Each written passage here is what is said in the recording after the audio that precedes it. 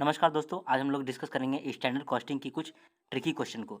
याद रखिएगा standard costing chapter में मोस्ट इंपॉर्टेंट जो है वो है कॉस्ट कार्ड। एक बार आपका कॉस्ट कार्ड बन गया उसके बाद तो सम पूरा आसान होता है, फॉर्मूला में पुट करना पड़ता है। तो जो भी आपका प्रॉब्लम होगा, अगर एक बार आपने कॉस्ट कार्ड बना लिया तो प्रॉब्लम सॉल्व हो जाएगा। तो इस क्वेश्चन में क्या प्रॉब्लम है? देखिए, इस क्वेश्चन में स्टैंडर्ड में लिखा है material for 70 KGs of finished product 100 KG price of material 1 पर केजी। यहाँ समझ नहीं आ रहा है लैंग्वेज। यहाँ पर कह रहा है कि material for 70 KG of finished product, 70 KG FG बनाने के लिए 100 केजी मटेरियल लगता है। 70 केजी फिनिश गुड बनाने के लिए 100 केजी मटेरियल लगता है, लेकिन आउटपुट कितना चाहिए हम लोग को? 2,10,000। तो अगर 100 केजी लग रहा है 70 बनाने के लिए, 100 केजी लग रहा है 70 बनाने के लिए, तो 2,10,000 केजी बनाने के लिए कितना लगेगा? 100 केजी मटेरियल लग रहा है 70 केजी फिनिश गुड बनाने के लिए, तो 100/70 इंटू 2,10,000। अगर 100 केजी लग रहा है 70 केजी बनाने के लिए, तो 2,10,000 केजी बनाने के लिए कितना लगेगा? 3,00,000। बस स्टैंडर्ड क्वांटिटी आ गया 3,00,000, स्टैंडर्ड रेट दिया होता है तो स्टैंडर्ड कॉस्ट भी आ गया, एक्चुअल क्वांटिटी एक्चुअल रेट दिया होता है तो एक्चुअल कॉस्ट आ गया। तो इसके बाद जो भी सम है वो तो आसान है, फार्मूला में पुट करना है। तो चलिए एक बार फिर से वो डिस्कस करते हैं उस प्रॉब्लम को। यहाँ प्रॉब्लम में क्या था? स्टैंडर्ड में लैंग्वेज का प्रॉब्लम था। लिखा हुआ है material for 70 KG of finished product, 100 KG of material 1 रुपया पर केजी। बोल रहा है कि 70 केजी ऑफ फिनिश्ड प्रोडक्ट बनाने के लिए 100 केजी ऑफ मटेरियल लगता है। तो अगर 100 केजी लग रहा है 70 को बनाने के लिए, तो 2,10,000 केजी बनाने के लिए कितना लगेगा?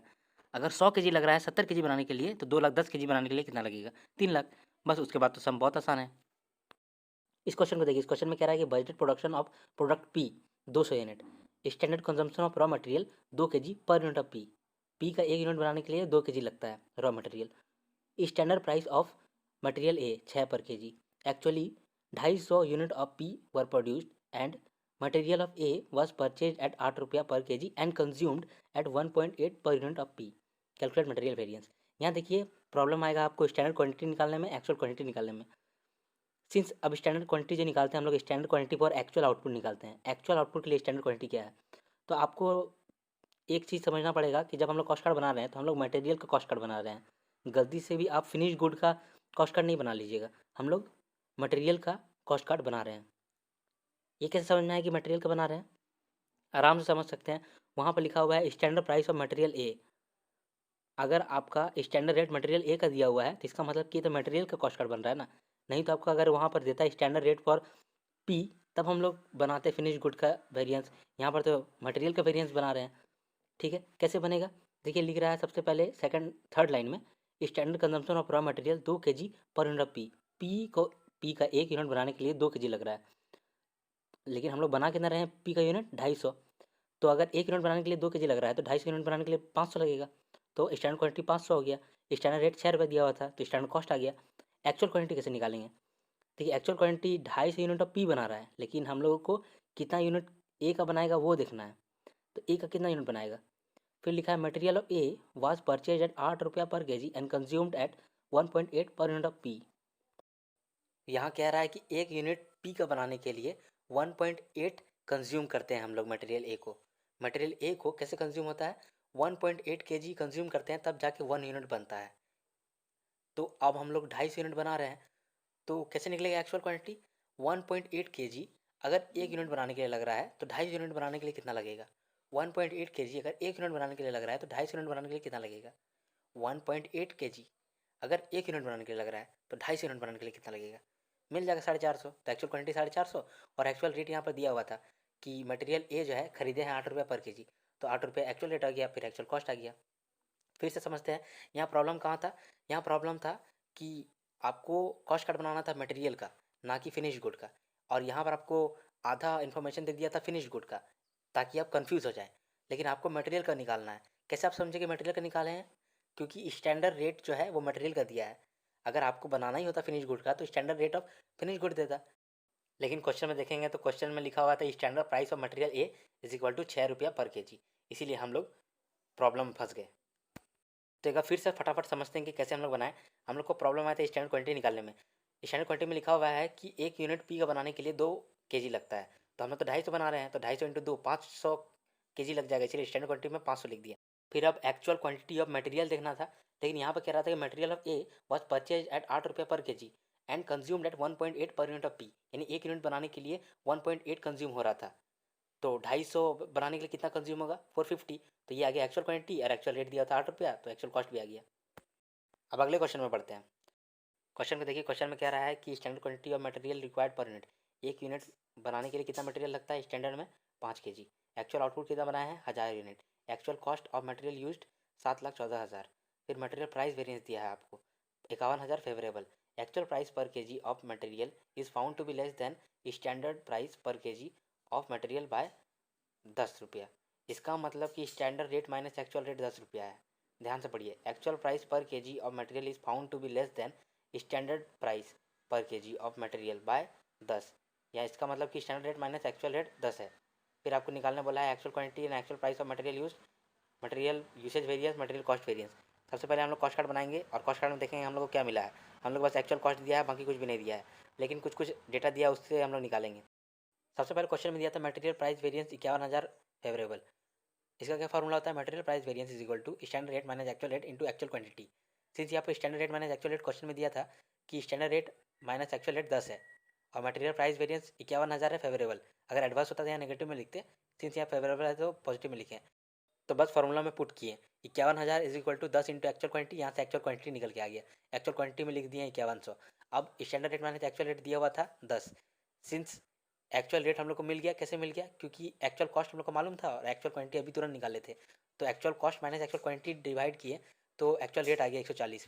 सिंस एक्चुअल रेट जैसे 140 आया और हम लोग को मालूम था कि standard rate minus actual rate 10 था, तो इस फॉर्मूला से स्टैंडर्ड रेट निकल के आ गया 150। तो स्टैंडर्ड रेट में लिख दिए 150। अब बचा है स्टैंडर्ड क्वांटिटी और स्टैंडर्ड कॉस्ट। तो अब स्टैंडर्ड क्वांटिटी और एक्चुअल आउटपुट निकालते हैं। ये कैसे निकलेगा, क्वेश्चन में दिया होता है कि standard quantity for material required per unit, 1 unit बनाने के लिए 5 kg मटेरियल लगता है। तो एक्चुअली में कितना बनाया, एक्चुअली में 1000 यूनिट बनाया है, तो 1000 यूनिट के लिए कितना लगेगा। अगर 1 यूनिट के लिए 5 kg लगता है तो 1000 यूनिट के लिए कितना लगेगा 5000 kg। तो 5000 kg हम लोग स्टैंडर्ड क्वांटिटी में लिख दिए। जैसे स्टैंडर्ड क्वांटिटी में लिख दिए तो स्टैंडर्ड रेट भी दिया हुआ था तो स्टैंडर्ड कॉस्ट आ गया, और एक्चुअल क्वांटिटी लिखे थे actual rate actual cost, cost card पूरा हो गया। अब क्वेश्चन में कुछ एडिशनल चीज़ बोला था कि मटेरियल यूसेज वेरिएंस निकालो, मटेरियल कॉस्ट वेरिएंस निकालो। तो फॉर्मूला पुट करेंगे और आंसर आ जाएगा। अगर नेगेटिव में आएगा तो एडवर्स लिखेंगे, पॉजिटिव में आएगा तो फेवरेबल लिखेंगे। इस क्वेश्चन में देखते हैं। इस क्वेश्चन में कहा है कि for each batch of 100 kg of BX 125 kg of raw material is used. हर एक बैच जिसमें कि 100 kg ऑफ BX बनता है उसके लिए 125 kg ऑफ रॉ मटेरियल का जरूरत होता है। In April 2015 60 batches were prepared to produce an output of 5600 kg of BX। Actually हम लोग कितना BX बनाए हैं 5600 kg। कहा था कि 100 kg BX बनाने के लिए 125 kg रॉ मटेरियल का जरूरत होता है, लेकिन एक्चुअल में हम लोग कितना बनाए हैं 5600 kg of BX। Standard and actual particulars of April 2015 दिया हुआ है। यहाँ पर गौर करिएगा तो आपको स्टैंडर्ड का मिक्स परसेंट दिया है, फिर स्टैंडर्ड रेट दिया है, एक्चुअल का मिक्स परसेंट दिया है, फिर एक्चुअल का रेट दिया है और quantity of raw material purchase लिखा है। मिक्स परसेंट का क्या मतलब होता है, ये परसेंटेज दिया है कि अगर जितना भी आपका मटेरियल यूज़ होता है उसमें ए में 50% यूज़ होगा, बी में 30%, सी में 20%। जितना भी एक्चुअल में आपका मटेरियल यूज़ होता है उसमें से ए का 60% होगा, बी का 20% होगा, सी का 20% होगा। आपको मटेरियल वेरिएंस निकालना है। सबसे पहले देखते हैं standard quantity for actual output कितना है। अगर 125 kg लग रहा है हम लोग को 100 kg बनाने के लिए, तो 5600 kg हम लोग एक्चुअल बनाए हैं उसके लिए कितना लगेगा। Standard quantity for actual output जब निकालेंगे तो 125 kg अगर 100 kg बनाने के लिए लग रहा है तो 5600 kg बनाने के लिए कितना लगेगा 7000 kg। तो 7000 kg क्या आया standard quantity for actual output. लेकिन ये 7000 kg में ए में कितना डालेंगे, बी में कितना डालेंगे, सी में कितना डालेंगे, 50%, 30%, 20%। तो निकाल लिए 7000 का 50%, 30%, 20%, और इसी को पुट कर दिए ए बी सी में का standard quantity for actual output में। स्टैंडर्ड रेट दिया हुआ था तो स्टैंडर्ड कॉस्ट भी आ गया। अब एक्चुअल क्वांटिटी कैसे निकालेंगे, यहाँ पर बोल रहा था कि एवरी बैच के लिए 125 यूज़ होता है, तो हम लोग तो 60 बैच बना रहे हैं। तो एक बैच के लिए अगर 125 kg यूज़ हो रहा है मटेरियल, तो 60 बैच के लिए कितना होगा 125 इंटू 60, तो 7500 kg करके आता है हम लोग का एक्चुअल क्वांटिटी। लेकिन एक्चुअल क्वांटिटी 7500 kg टोटल में आया और हमको ए बी सी में कितना डालना है 60%, 20%, 20%। तो 7500 का 60% निकाले, 20% निकाले, 20% निकाले और आ गया। इसको भी हम लोग पुट कर दिए एक्चुअल क्वांटिटी में। एक्चुअल रेट भी दिया हुआ था तो एक्चुअल कॉस्ट आ गया। अब सिंस हम लोग को यहाँ पर सारा वेरिएंस निकालने बोला है, इसीलिए हम लोग तो actual quantity in standard proportion भी निकाल लेंगे। ये कैसे निकालते हैं, सबसे पहले हम लोग एक्चुअल क्वांटिटी को का टोटल को यहाँ पर इसका टोटल भी बना देते हैं। एक्चुअल क्वांटिटी का टोटल हम लोग actual quantity in standard proportion का टोटल बना देते हैं 7500 7500। उसके बाद ये जो 7500 है वो स्टैंडर्ड प्रोपोर्शन में बांटेंगे। स्टैंडर्ड प्रोपोर्शन क्या है, स्टैंडर्ड क्वांटिटी का जो प्रोपोर्शन है वही स्टैंडर्ड प्रोपोर्शन है। कितना प्रोपोर्शन है 5:3:2, तो 7500 को 5:3:2 में बांटेंगे ए बी सी के बीच, तो बांट दिए। उसके बाद जैसे कॉस्ट कार्ड बन गया उसका फॉर्मूला पुट करेंगे, सारा आंसर आ जाएगा। इस क्वेश्चन को देखिए, इस क्वेश्चन में आपको लेबर वेरिएंस निकालने बोला है। इस क्वेश्चन में एक पर्टिकुलर जॉब का, एक जॉब का standard quantity, standard rate, standard cost, actual quantity, actual rate, actual cost दिया हुआ है और आपको कह रहा है कि स्टैंडर्ड में 30 वीक में हम लोग का काम खत्म हो जाता है, लेकिन एक्चुअली में 32 वीक चला गया है। 30 वीक में काम खत्म हो जाना चाहिए था, ये स्टैंडर्ड था, लेकिन एक्चुअली में 32 वीक तक काम गया। अब हम लोग को निकालना है कॉस्ट कार्ड। यहाँ पर याद रखिए ये एक जॉब का है, हम लोग को निकालना है टोटल जॉब का। तो सबसे पहले स्टैंडर्ड आवर में क्या लिखेंगे, लिखेंगे अगर 75 लग रहा था, स्टैंडर्ड आवर में 75 लग रहा था 30 वीक के लिए, तो 75 इंटू 30 करेंगे, फिर 45 इंटू 30 करेंगे, 60 इंटू 30 करेंगे। 30 क्यों कर रहे हैं, क्योंकि स्टैंडर्ड में 30 वीक में काम खत्म हो जाएगा, ये स्टैंडर्ड है, लेकिन एक्चुअली में 32 वीक में काम हुआ है। इसीलिए इस जब एक्चुअल आवर निकालेंगे तो 75 इंटू 32 करेंगे, 45 इंटू 32 करेंगे, 60 इंटू 32 करेंगे, क्योंकि एक्चुअली में 32 वीक में काम हुआ है। स्टैंडर्ड जब बना रहे थे तो 30 वीक में काम हो रहा था, इसीलिए 75, 45, 60 को हम लोग 30 से इंटू करके निकालते स्टैंडर्ड आवर, और एक्चुअल आवर निकालते समय हम लोग 32 इंटू करके निकाले हैं। ठीक है, स्टैंडर्ड आवर एक्चुअल आवर निकल गया। स्टैंडर्ड रेट दिया हुआ था तो स्टैंडर्ड आवर था, स्टैंडर्ड रेट निकल गया तो स्टैंडर्ड कॉस्ट भी आ गया। फिर एक्चुअल आवर अभी निकाले, एक्चुअल रेट भी दिया हुआ था, एक्चुअल कॉस्ट भी आ गया। सिंस यहाँ पर सारा लेवियर वेरिएंस निकालने वाला है तो actual our in standard proportion में निकाल लेंगे। कैसे निकालते हैं, एक्चुअल आवर का टोटल को ही लिख देते हैं, actual our in total proportion का टोटल में लिख दिए, और इसको स्टैंडर्ड प्रोपोर्शन में बांट देते हैं। स्टैंडर्ड प्रोपोर्शन क्या है, 22:50, 13:50, 1800, इसी रेशियो में बांट दिए। उसके बाद सारा फॉर्मूला पुट किया और आंसर आ गया। धन्यवाद। आशा करता हूँ कि आपको मेरा वीडियो अच्छा लगा हो।